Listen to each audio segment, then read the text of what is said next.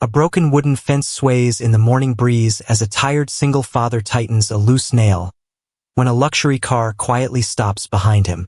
A woman steps out, calm, elegant, and unexpectedly emotional.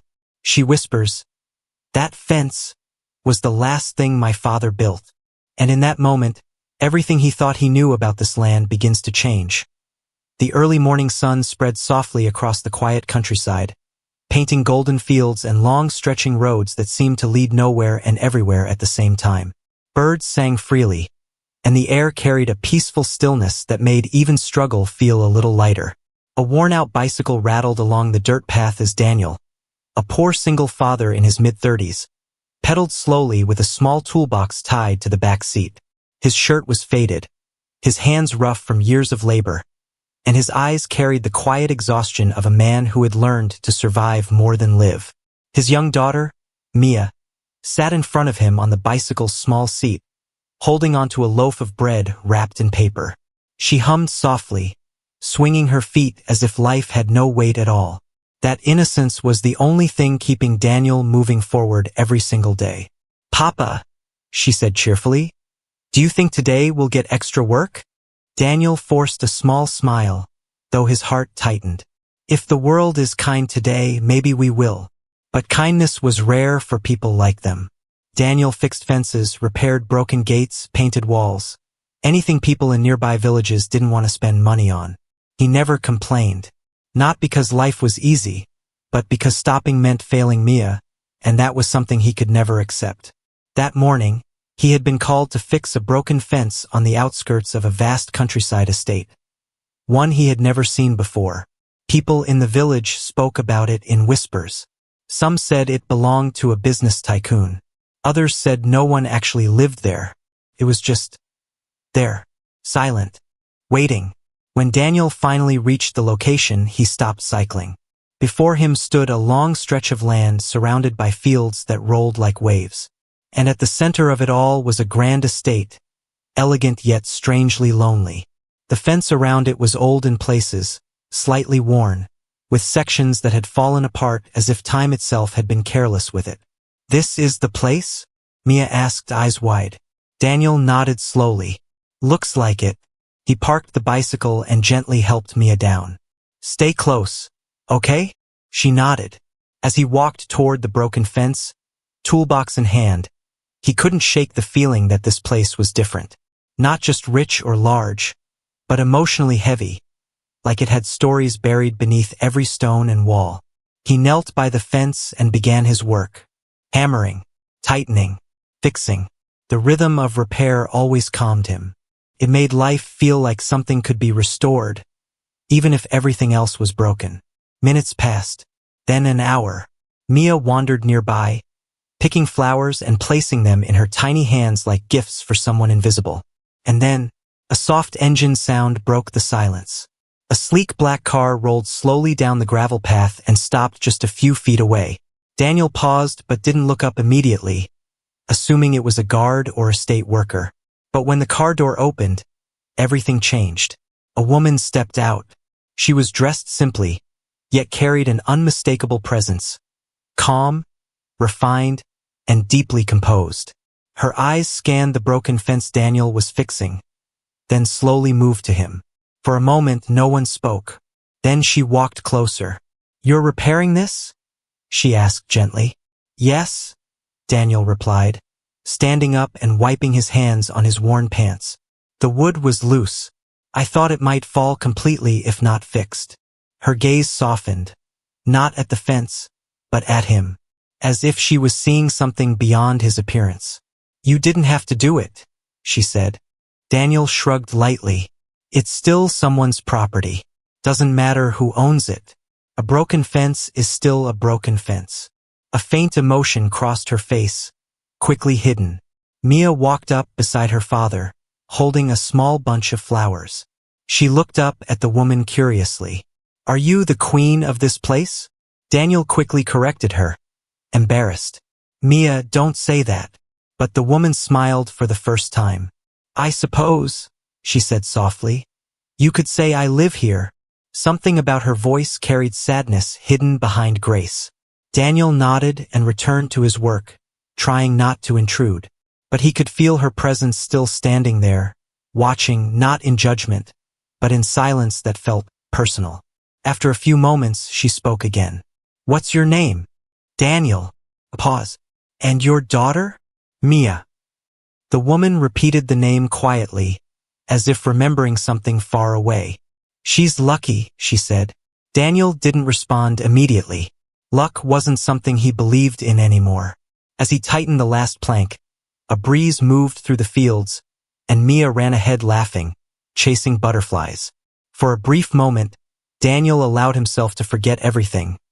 The debt, the struggle, the endless uncertainty. But when he looked up again, the woman was still there, watching the repaired fence. And her eyes looked almost teary. "I used to sit by this fence," she said suddenly. Daniel paused. "With my father," she continued. "He built it himself before everything changed." Something in her tone made Daniel's chest tighten. She placed her hand lightly on the wood. "I didn't think anyone would ever fix it again." Daniel looked at her, unsure what to say. Then she added quietly, almost like a confession, "Most people don't see this place anymore. They only see what it's worth." A silence followed. A heavy, meaningful silence. And in that moment, Daniel had no idea that the woman standing in front of him wasn't just the owner of the estate. She was one of the wealthiest women in the entire countryside region. Someone whose name controlled land, businesses, and entire industries. But none of that mattered right now, because for the first time in years, she wasn't a billionaire. She was just someone remembering her father through a broken fence. Later that afternoon, Daniel finished his work and packed his tools. The sun had shifted higher, warming the fields with a golden glow. Mia had fallen asleep under a tree nearby, her small hand still holding a few wildflowers. The woman stood a few steps away, watching Daniel prepare to leave. "You should let me pay you properly," she said. Daniel shook his head immediately. "It's fine. It wasn't much work." But she didn't move. Nothing is not much work when it restores something that mattered. Her words lingered. Still, Daniel smiled politely, lifted Mia carefully into his arms, and began walking back toward his bicycle. He didn't notice the way she followed a few steps behind. "Daniel," she called. He turned slightly. "If you ever need work again, come here." He hesitated. People like him didn't get called back twice. "Why?" Her expression softened. "Because people who fix broken things are rare." Something about her tone made it impossible to argue. So he nodded. "All right," and then he left. But that night, the woman couldn't sleep. For the first time in years, she walked alone through her estate. The repaired fence stood quietly under the evening light, stronger than before. She traced her fingers along it, remembering her father's voice, his laughter, the way he used to say, "This fence will stand longer than all of us." It had nearly fallen apart, until a stranger fixed it without expecting anything in return. The next morning, Daniel returned to his usual routine in the village. Small repairs, small payments, small hopes. But as he worked outside a shop, a sudden commotion spread through the street. A group of expensive cars arrived. People gathered instantly, whispering. Daniel looked up, confused, and then he saw her again, the same woman. But this time she wasn't alone. Assistants, drivers, and officials stood behind her. The entire atmosphere had changed, like reality itself had shifted. She walked straight toward Daniel. "I didn't introduce myself properly," she said. Daniel wiped his hands, suddenly aware of how out of place he felt. "You don't need to," but she gently shook her head. "My name is Evelyn Hart." The moment the name was spoken, the crowd around them reacted instantly. Murmurs spread like wildfire.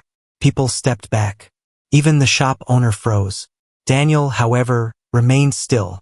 "I own most of this countryside region," she continued calmly, "including the estate you worked on."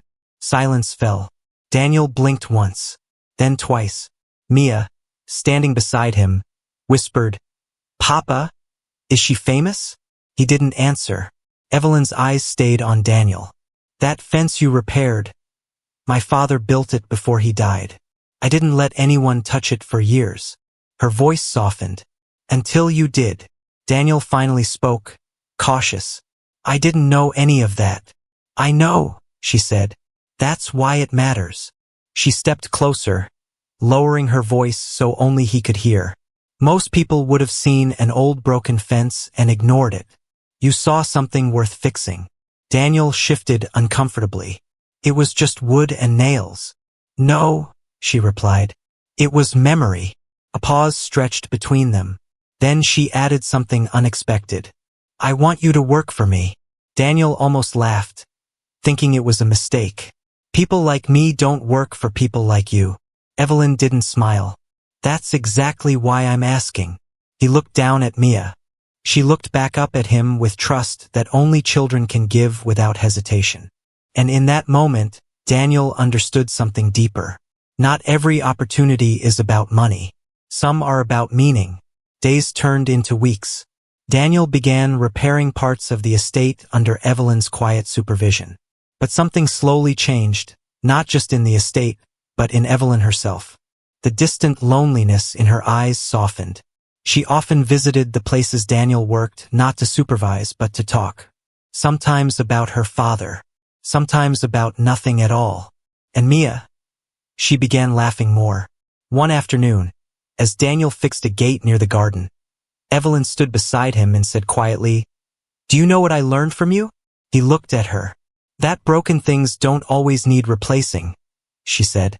Sometimes they just need someone who refuses to give up on them. Daniel smiled faintly. I think that applies to people too. Evelyn didn't respond immediately. Then she said, Especially people. The wind moved gently through the fields. Not heavy. Not dark. Just calm. And for the first time in a long while, the countryside didn't feel empty. It felt alive. Sometimes life doesn't change through big miracles or sudden wealth. Sometimes it changes in quiet moments, when someone chooses to fix what others ignore. Because the most valuable things in this world are not always what shine the brightest, but what we are willing to repair, protect, and believe in again.